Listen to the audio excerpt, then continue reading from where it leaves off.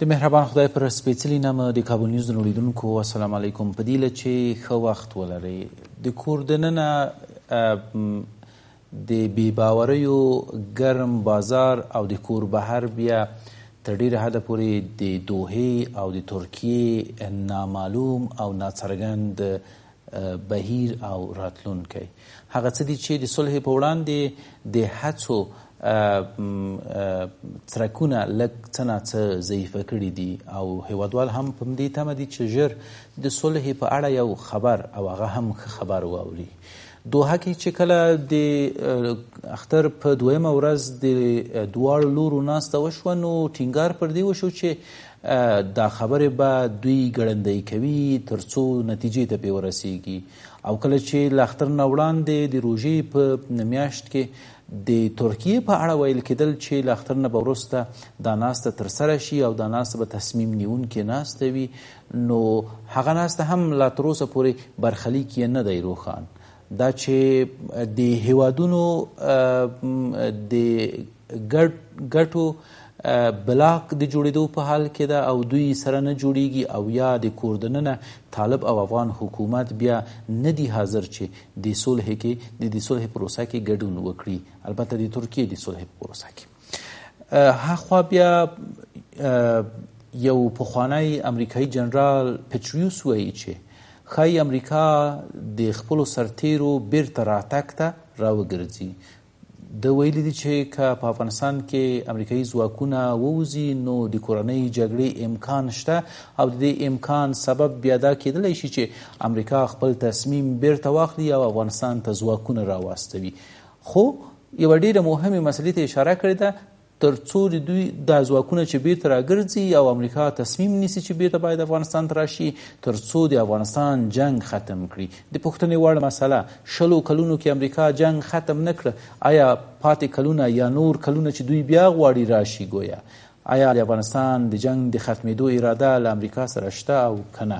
دا او دې ته ورته نور مسایل به نن په بحث کې خپلو درنو میلمنو ښاغلي قاضي صاحب محمد نظیر همت او همداراز زموږ بل میلمه چې لا په لاره کې ده انشاءالله موږ سره به په خپرونه کې یوځای شي، صدیق منصور انصاري او د سکایپ له لارې ښاغلی جنرال صاحب عتیق الله امرخیل را سره میلمه ده. نو هیله ده چې ملتیا مې وکړي. ستړي مه شئ قاضي صاحب محترم. جنرال صاحب سلام، تاسو دې هم ستړي مه شئ. وعلیکم السلام. تاسو میلمه ته هم سلامونه، تاسو تخنیکي مقررانو ته سلامونه، د تلویزیون لیدونکو ته هم سلامونه وړاندې کوم. ښه ورځ ته غواړم، په افغانستان ته سوله غواړم. مننه. په همدې هیله جنرال صاحب له تاسو نه یې پیلوم. د دې امکان شته چې امریکا دې یا پاتې شي او یا دې هم له ورتګ نه وروسته بیرته سرتیري افغانستان ته راواستوي؟ بسم الله الرحمن الرحیم. تر کوم ځای پورې چې موږ په د 20 کلونو کې ولیدې د امریکا او د ناتو قوتونو همیشه موږ هم تر اوسه د دې په ګډوډ سیاست باندې پوه نه سو، ولې کومې وعدې چې امریکا کوي د افغانستان سره تر دا اوسه پورې کله کله هغه لږ نه په شا کېږي، هغه بیا نه کوي. نو اوس هم امکانات د دې ډېر شته د افغانستان د وضع ته په لیدو سره په کتو سره او د امریکا خپل او د ناتو له اندېښنو سره چې وایي کېدای شي چې تروریزم په افغانستان کې وده وکړي، قوت پیدا کړي او نړۍ ته یو ګواښ پیدا شي. او دغه تاوتریخوالی چې اوس شروع شوی ده پس له کوچني اختر نه او دغه د څو ولسوالۍ تسلیمېدی د لغمان جنګ دی بغلان جنګ دی ته په لیدو سره داسې معلومیږي چې پټریوس هم دا خبره کړې ده چې امکان لري چې امریکا بیرته راستون شي. نو امریکا خو اصلا راغلی و د دې لپاره چې د خپل سیالان چې دي د دې و د ځپلو دپاره راغلي و چې افغانستان د یو خپل یو قوي اډه وګرځوي، خو د هغه هدف ته ونه رسېدی. وخت چې هغه هدف ته ونه رسېدی نو دی به په شکل د اشکالو ځان یو هدف ته رسوي چې دغه پیغور له ځانه لرې کړي چې امریکا د وړکي ګروپ له لاسه ماته وکړه او له افغانستانه ووت او خپلې پښې سپکې کړې. او ناتو هم ورسره داسې معلومیږي چې امکان دې ډېر شته چې امریکا له د خپلې پرېکړې نه فشار شي. مننه جنرال صاحب. چې دغه اوس چې ورته ګورې که نه دا دې بله جنرال صاحب بیرته راګرځم او تاسو ته بیرته راګرځم نور مسایل هم شته چې انشاءالله تاسو سره شریک کړم او تاسو نظر له ځان سره ولرم. قاضي صاحب د امریکې د ګټو لپاره څخه نو هر تصمیم نیول اسانه کار ده د امریکې لپاره څخه پاتې کېدل نه پاتې کېدل لکه څنګه چې خلیلزاد ویلي چې نه مو راتګ د چا په اجازه او د چا په خوښه او نه مو تګ د چا په اجازه او د چا په خوښه ده که وغواړو پاتې کېږو او که وغواړو ځو. نو اوس هم امریکا د خپلو ګټو د سیاستونو د ګټو د پلیک تابل لپاره څخه هر اقدام کولی شي. بسم الله الرحمن الرحیم. جبران صاحب تاسو ته زړه ته رانږدې صدیقي صاحب او انصاري صاحب همدارنګه جنرال صاحب محترم ته سلامونه او نیکې هیلې او کابل نیوز لیدونکو کتونکو ته سلامونه وړاندې کوم. کومه خبره چې تاسو کې د امریکا په سیاست پورې امریکا د یو منظم پلان د مخې د ډېر قوي برنامې د مخې نه یوازې امریکا دلته افغانستان ته راغلی وه بلکې د نړۍ نیمه برخه چې ناتو ده پکت ناتو ورته یا شمالي اتلانتیک دا یې د ځان سره ملګری کا. په هغه وخت کې کوم فکر وه بوش یو اخطار هم ورکا حتی هغه ویې چې که څوک زموږ سره دي د صلیبي جنګ ته یې لمن وویله که هغه به د موږ سره وي که څوک د موږ سره نه وي هغه د جنګ ته ځان تیار کا. او هغه په ډېرو غرش او پرش افغانستان ته راغلل. که څه هم په مغه وخت کې په شورا د امنیت کې فرانسې او چین روسانو د امریکا د نظامی مداخله هغه وکړه مخالفت وکړه او د امریکایانو راتګ د بون د توافقاتو د مخې هموږ تاسو ته معلوم دی چې درې څلور اساسي مسایل وو دلته د ملي اردو جوړېدل او حقوق بشر تقویه کېدل سالم هغه حکومت ولی او د افغانستان کې هغه څوک چې د مخالفین وو د هغو د منځه وړل د کومو مخو دپاره چې امریکایان راغلي وو او یو دروند د نړۍ د ټولو نه اوږد جنګ سره امریکا مخامخ شوله او په دې جنګ کې نه تنها چې امریکایانو ته زیانونه ورسېدل افغانان چې نوي د جنګ نه راوتلي وو د یوه سوپر پاور سره یې جنګ کړی وه په بېرحمانه ډول د بل جنګ ته تاثیر لاندې راغلل او زمونږ ملک د اشغال ته څپو لاندې راغی. نه تنها دغه اشغال د موږ خبره ده بلکې د وخت د ولسمشر چې حامد کرزی صاحب و هغه په بار بار دا خبره کړې ده. افغان کله چې امریکایان راغلل د امریکا د افغانانو نه د جنګ اختیار هم واخیسته د سولې اختیار هم واخیسته د جنګ د توافق اختیار هم واخیستله او هر نوع اختیارات امریکایانو په خپل لاس کې ونیول. حتی هغه پیسې چې دلته راوړلې او هغه خو داسې وه پلانونه به داسې وای چې دغه پیسې په یو منظم شکل د افغانستان د آبادۍ دپاره د ملي برنامو د پرمختګ دپاره او همدارنګه د لویو هغه بندونو د جوړولو دپاره د لویو لارو دپاره په ټولو ساحو کې باید هغونه سالم استفاده شوی وای. جنرال صاحب وبخښئ قاسم خان امریکا به رښتیا هم په دغه قوت او په دغه یک کتازۍ چې لري او کوي له چا نه به د راتګ او د تګ اجازه وانخلي لکه زموږ په څېر هېوادونو ولې مونږ هم مسؤلیت ادا کړی ده. مونږ به له امریکې سره قطعا ونه شو کولی چې چنهزني وکړو ولې مجبوریت غږ اوچتول هم یو څه شته. مونږ په دې 20 کلونو کې یا اوس د امریکا په وړاندې د مجبوریت غږ اوچت کړی ده. د موږ مجبوریت خو ګوره بیګا د طالبانو مسؤل ډاکټر نعیم وردګ په ډکه خوله دا خبره وکړه چې د جنګ موږ په شوق نه ورته راغلي د جنګ په موږ تحمیل شوی دی او دا ډېره یوه لویه برجستګي ده په د طالبانو په تحریک کې. د جنګ چې تحمیل شوی دی معنا دا چې دا جنګ امریکایانو سر ته ونه رسوه او دا یو تمام عیار جنګ و. امریکایانو ته خاموشي ممکنه نه وه. اول په میدان وردګو کې که په میدان کې خاموشي راتلی په چا کې خاموشي نه وه په چا کې وه په غزني کې نه وه په غزني کې وه په اندړو کې نه وه په اندړو کې وه په د بیسودو په یوه خوا کې نه وه. یعنې دا هغه جنګ و چې د ناتو دپاره هغه کنټرول یا مهار کول مشکل کار و. ولې دا خبره چې امریکایان د چا نه اجازه اخلي که نه اخلي دا سوپر پاورونه دي. د دوی رقابتونه پروني رقابتونه بیا خواستن چې روسان مات شول او د بالکان کې دی په یو شکل د اشکالو د تیتو حکومت مارشال تیتو حکومت یوګوسلاویا اداره وړ کړه او بلاک د بالکان یا د هغه د کمونیزم یې په ډېره هغه سره په یو شکل د اشکالو چې هغه هم تقریبا د بین المللي معیارونو خلاف کار و. ښارونه یې ړنګ کړل، هغه یې ورته ونړول، خلک یې مړه کړل او بیا خو دوی بالکل یکه تازه وو. حتی پاکستان ته یې اخطار ورکړ چې یا به د ما سره کېږئ یا سړي در ټولوم. یعنې دلته چې راغلی وو په دې مسله ځای نه حل کېږي چې امریکایان اجازه واخلي کې وانخلي. خو نتیجه د جنګ داسې راوختله چې دا جنګ نور امریکایانو په دې منطقه کې په دې جنګ کې خپله ګټه ونه لیدله او د خپلو منافع چې همیش دوی ته د خپل هژمونیستي سیاست د مخې چې خپلې ګټې ورته مهمې دي، نور د افغانستان جنګ ته اشاره کړله. او دا نن هم د دوی یو لوړ چارواکي، لوړ رتبه چارواکي ویلي چې که طالبان جنګ ته شدت ورکړه کې ونده کا، نور موږ په افغانستان کې پښې نه بندوو او د دې ملک نه وځو. معنا دا ده چې دا د هغو خبره ده، ګټې ختمې دي. نو ګټې که ختمې هم نه وي، هغه ګټې کېدای شي په شکل د اشکالو رنګ بدل کا. ولې دا چې د امریکایان د سیتې نه وځي دا یوه مهمه خبره ده. او نن ما یو بل نوی خبر واورېده ته زه ډېر خوشحاله شولم. هغه دا وه چې هغه هندوتوکمه افغانان چې د دوی زپروسک تللي وو، هغه نن خوشبختانه بیرته افغانستان ته راغلل. او زه د ټولو افغانانو په نمایندګۍ ورته خیر مقدم وایم او د دو جنګي ډلو دواړو نه مې دا توقع ده چې د هغو مشکلاتو ستونزې حل کا. او دغه موږ ته وښودله چې الحمدلله د سید جمال الدین افغاني ملک دی، د عبدالي ملک دی، د محمود غزنوي ملک دی.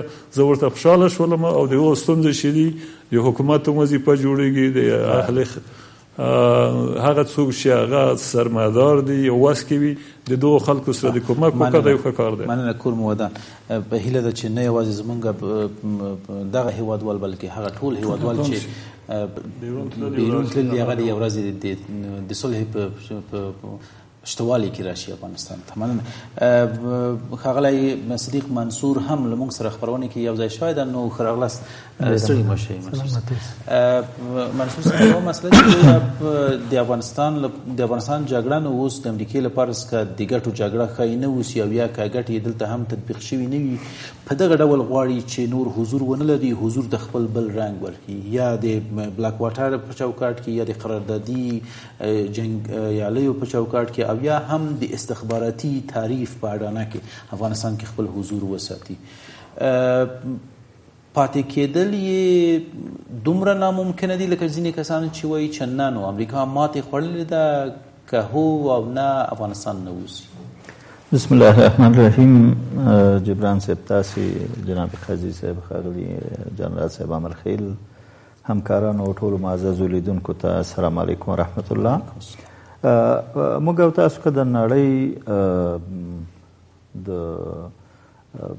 ابرقدرتونو یا د امریکې په څیر د یو هیواد تیر تاریخ ته ځیر شو، د امریکې تقریبا څومره عمر چې د اکثریت په جګړه کې تیر شوی او د امریکې د پوځ ډیره برخه په پردیو جګړو کې وژل شوي، معلول او معیوب شوي دي او هدیرې ډکې دي. لکه مخکې جناب قاضي صاحب ځینو جګړو ته اشاره وکړه. موږ او تاسو د لومړۍ او دویمې نړیوالې جګړې نه راواخلو، د جاپان سره د دوی جګړې یا په جاپان تیرې، هلته د دوی حضور، په اروپا کې د دوی حضور، دغسې په لاتین امریکا کې د دوی لاسوهنې، ترڅنګ په افریقایي او یو شمېر آسیایي هیوادونو کې دا ټول د دوی د یکتازۍ، د دوی د غرور او کبر له امله جګړې رامنځته شوي او د جګړو په نتیجه کې هم امریکې پراخ زیانونه لیدلي، که هغه د سر او مال زیانونه وه، که هغه د حیثیتي زیان دی، که هغه د بشري زیانونه دي، او که هغه د امریکې خلکو ته د دشمنۍ زیږول دي. تاسې که وګورئ نن هیڅ امریکایي د نړۍ په هیڅ داسې هیواد کې ځان مسؤول نشي ګڼلی، البته ملکي امریکایان دي او که استخباراتي او نظامي امریکایان دي چې هغه دې په خلاص مټ یا کاروبار وکړی شي یا د تجارت وکړی شي یا د خپلې وظیفې اجرا کړي. دا ټول د امریکې د جنایتکارانه سیاستونو وجه ده، د امریکې د لاسوهنو وجه ده، د امریکې د پوځ او استخباراتو د خوا د مستضعفو ولسونو او ملتونو د ایل کولو یا په خپلو منګلو کې راوستلو د حرص وجه ده چې دغه ستونزې زیږولي. کله چې د افغانستان جګړې ته راځو د 2001 کال د اکتوبر له 9 چې دوی پر افغانستان ناروا جنایتکارانه تیری پیل کړی، تر ننه پورې تاسې ګورئ چې د افغانستان وګړو ته یې څومره زیانونه اړولي. زموږ کلي ښارونه وران شوي، تر اوسه ورانېږي د همدوی په بمونو. هغه د بارودو زیرمې چې دوی لرلې او د نړۍ په هیڅ جغرافیه کې نه چا ورته خپلې اوبه ورکولې او نه ځمکه چې دا هلته خنثی کړي او د منځه یې ویسي، ځکه ګودامونه یې په ډک وو، نور یې په در نه خوړه. دوی نوې وسلې جوړوي، اتومي وسلې او نور. نو هغه زاړه بارود یې راوړه په افغانستان کې استعمال کړه. نوي بمونه د بمونو تر مور تر B-52 تر اپاچي او بي پیلوټ الوتکې دلته امتحان کړي. پوځیان، استخبارات، نور یې دلته عملي تمرینات کوي. منصور صاحب، خو جګړه یې ونه شوه ګټلی، که نه؟ جګړه یې ختمه نه کړه.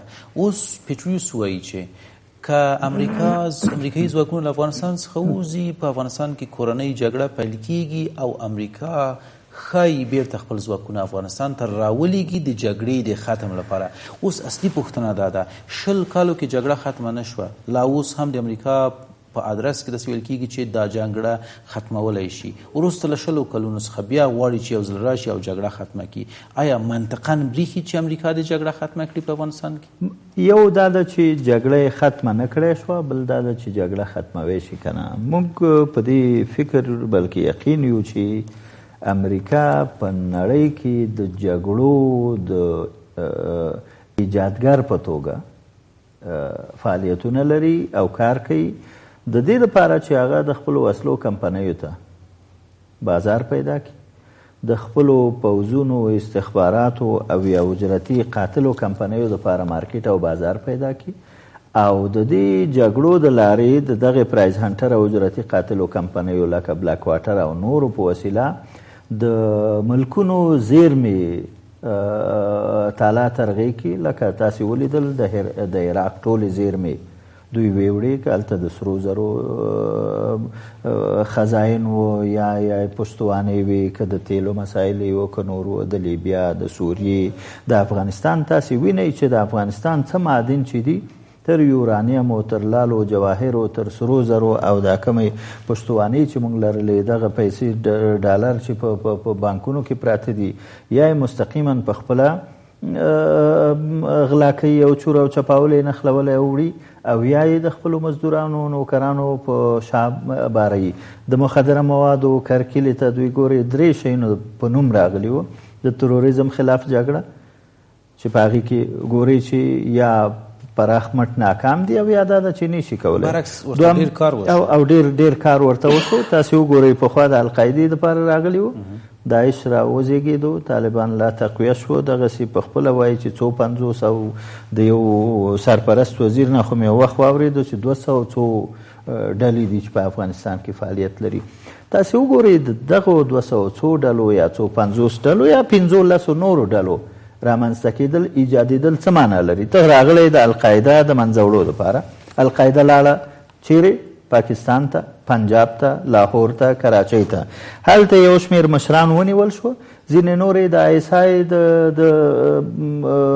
ګیرو لاندې یا د هغوی تر وردیو لاندې پراته وو. تر اوسه پورې هم هلته ځینې مشران او مرکزونه او فعالیتونه شته. نو تاسې چې د القاعده مراکز وینئ چې په پاکستان کې دي، د پاکستاني اسټابلیشمنټ ISI او پوځ په د هډو څنګ کې دي یا په هډو کې دي. افغانستان کې تاسو څه کوئ؟ خو که د القاعده پسې راغلي تروریزم په نوم ورشه هلته پاکستان سره د جوړه ده. د دې تر څنګ د مخدره موادو په ضد جګړې په نوم راغلي وو. تاسې وګورئ چې د مخدره موادو قاچاق او تجارت کوم ځای ته رسېدلی. د ښې حکومتدارۍ مسله ته وګوره، تر ټولو فاسد، بدنام، ناکام او مزخرف حکومت چې په نړۍ کې مثال نه لري دغه د اشرف غني او د حامد کرزي په مسلو حکومتونو. انشاءالله جنرال صاحب، 2 نظره چې طالبانو سره د امریکا له توافق نه وروسته اوریدل کیږي او ذهنونه یې واقعا هم چې ډېر سره مصروف کړي دي.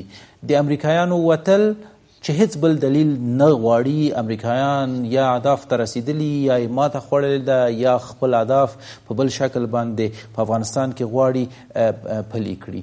یو نظر دا دی چې وتل دي امریکا لپاره څخه بله هیڅ ګزینه یا انتخاب نشته. بل نظر دا دی چې نه، دا هر څه بهانې او پلمې دي. په افغانستان کې د امریکا وتل په دې معنی چې امریکا په لویه کې هر څه په سیاسي لحاظ وبایلله او هر څه یې له لاسه ورکړه. ستاسو په نظر پاتې کېدل او که وتل د امریکا لومړنی کار؟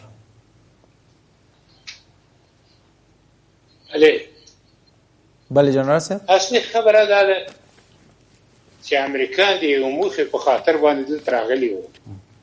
بهانه خو اصلي دا وه چې موږ د تروریزم د ځپلو لپاره دلته راځو، خو په څنګ کې نورې موخې هم د امریکا ډېرې وسیع درلودې. نو کله کله به امریکایان دا خبره ویلي چې موږ بن لادن مړ کړو، له بینه مې وویل یعنې موږ خپل اهداف ته ورسېږو. خو تر کوم ځای چې معلومېږي رښتیا هم دوی بن لادن له بینه یې وړو، مګر القاعده یې له بینه نه ده وړې. القاعده اوس هم په افغانستان کې که په زور کې نه ده، خو شتون حتمي لري او د نورو ډلو سره هم ارتباطات لري. نو په دې خاطر که دغه موخه د القاعدې وه، خو تر اوسه امریکا دې ته نه ده رسېدلې. ځکه کله چې موجودیت پیدا شي نو بالاخره موخه نه ده حل شوې. ښه جنرال صاحب، دغلته د القاعدې په اړه دوی ویلې په زغر د جو بایدن ویلې چې د هغه هدف لپاره چې موږ افغانستان ته تللي وو، هغه هدف مو ترلاسه کړه. هغه هدف د اسامه بن لادن وژل کېدل و. وایي نه ویلې چې د القاعده له منځه تلل مو هدف و، ویلې چې د اسامه بن لادن وژل کېدل و.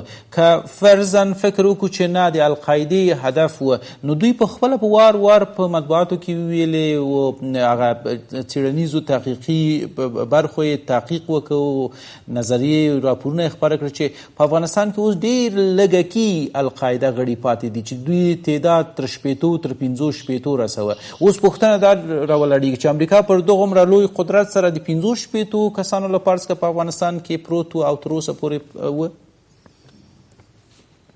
داسې ګورئ، داسې موږ امریکا ته ډېر لوی قدرت وایو، په دې کې اوس شک نشته. په تخنیکي لحاظ باندې ډېر لوی قدرت، لوی اردو هم لري، هر څه لري. ولې دغه جګړه چې اوس په افغانستان کې روانه ده، دا یو بخش د سړې جګړې هم ده. ګرد شهرت توده ده، مګر یو بخش د سړې جګړې هم ده. امریکا په ټول قوت سره په افغانستان نه پرېږدي، ځکه د افغانستان اراضي، د افغانستان جیوپولیتیک د امریکایانو د سیالۍ په حصه کې ډېر د امریکایانو لپاره مهم دی او دا باید په ټینګه ډول ته وساتي. اوس ګوره دا یې خبره ته وګورئ که نه، چې موږ د افغانستان نه وځو، مګر د افغانستان په اطراف کې موږ خپل ځان ته داسې اډې جوړوو چې بېرته وکړو چې امریکا افغانستان کنټرول، یعنې موږ افغانستان له خپل کنټروله نه وباسو. او دولت هم دا نارې وایي چې موږ به خپل کوششونه او خپل کومکونه په نظامي لحاظ او په اقتصادي لحاظ دا سره جاري ساتو. ناتو هم دا خبره کوي او په ضمن کې دا خبره هم یادوي چې که چېرته به افغانستان د تروریزم په لاس کې لویږي، موږ ته خطر ده. دا ټولې هغه خبرې دي چې دې خبرې دې ته رارسېږي چې امریکا داسې جنګ ختمول غواړي چې د ده حضور هلته وي. مګر دا خو داسې فکر وکړه چې دا اوسنی جنګ چې د ډېر شدت باندې روان ده، دا د دوی لپاره یو امتحان ده. دوی همدغه کار کړی دی چې افغانانو په مابین کې سره خوځې کړه او یو سخت جګړې ته ورسېږي سره. دوی دا امتحانوي، دا زه درته وایم. نو په دې خاطر باندې دوی به ډېر کوشش کوي چې په افغانستان کې سوله راولي او ماده سوله چې د امریکایانو شتون پکې، د امریکایانو قدرت پکې.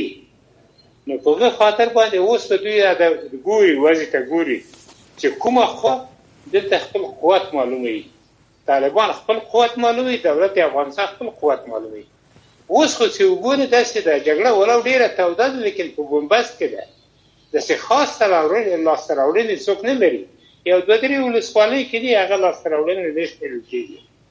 نو خبره اصلي خبره دا ده چې ګورئ نن د خپله وزیر دفاع د امریکا په فراغت په جلسه کې دا خبره ویلې چې موږ په افغانستان کې نوره جګړه نه غواړو، موږ د افغانستان کې جګړه ختمول غواړو، دا اوږده جګړه نوره ضرور نه ده.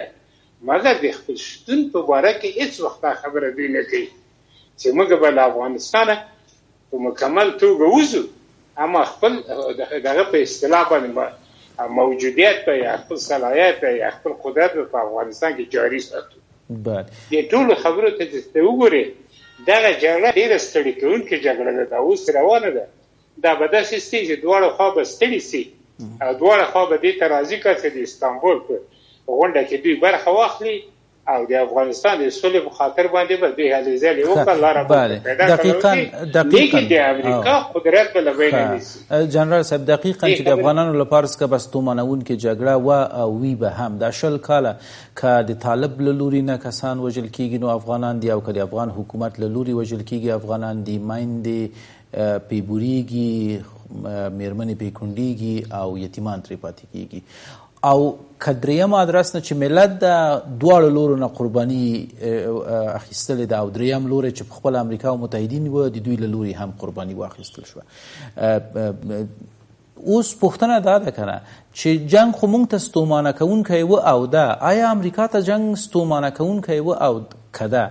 وګورئ، پخواني ولسمشر وویلې چې داسې قرارداد یا داسې تړون درسره نه کوم چې خپله په بارکو کې ناست اوسئ او زه او افغانان یو بل سره ووژنو، که نه جنګ مسؤلیت زمونږ اوسي، وژل زمونږ اوسي، تاسو په بارکو کې بېغمه ناست وئ. هماغسې وشوه. اوس هم تر ډېره حده پورې همدغسې کېږي چې امریکا به له افغانستان څخه وځي او د افغانستان له پولو نه به بهر خپل ځان ته اډې و تاسیسات کوي او دلته به جنګ جګړه د کلونو کلونو لپاره څخه دوام کوي، بیا به هم زه وژل کېږم. نو د امریکا لپاره څخه کله ستومانه جګړه وه او کله به وي؟ نو تاسې ګورئ، که تاسې داسې فکر کوئ چې امریکایان رښتیا په جګړه ستومانه سوي، دا درسته نه ده. ځکه د امریکا خپل عسکر دلته نه دي جنګېدلي، ټول اجیران یې راوستلي دي، ټول د دنیا اجیران یې راټول کړي دي. هغه پیسې چې په امریکا په افغانستان کې مصرف کړي هغه یې خپلې نه دي، هغه یې په نورو باندې اچولي دي. که څوک وایي چې امریکا په افغانستان کې ستړې سوې ده، هغسې نه ده. ستړې سوې به هغه وخت چې د خپل امریکایي عسکر د خپل حدودو ته جګړه کړې وای.